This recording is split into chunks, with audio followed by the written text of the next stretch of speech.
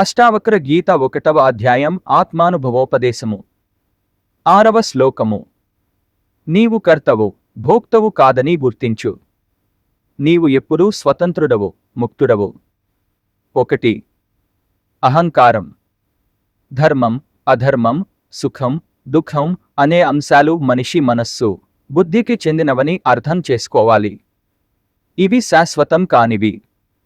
మానవ జీవనంలో అవి బాహ్య ప్రపంచంలో జరిగే పరిణామాల ప్రభావం వల్ల ఉత్పన్నమవుతాయి. కానీ ఈ అవస్థలు ఆత్మకు సంబంధించినవి కావు. ఆత్మ శాశ్వతమో, స్వతంత్రమో, ప్రశాంతమో అయి ఉంది. అహంకారం ఉన్నంతసేపు మనస్సు 2 రకాల భావాలతో కూడి ఉంటుంది. కర్త తానని అనుకోవడం మొదటిది, అనుభవించేది తానని అనుకోవడం రెండవది. బాహ్య ప్రపంచంతో వ్యవహరించేటప్పుడు తానే చేస్తున్నాననుకుంటుంది. అంతరంగ ప్రపంచంలో మానసికంగా అనుభవిస్తున్నాను అని తలపోస్తూ ఉంటుంది. ఈ 2 భావాలు కలిసి అహంకారంగా భాసిస్తూ ఉంటాయి. ప్రసాద్ భరద్వాజ.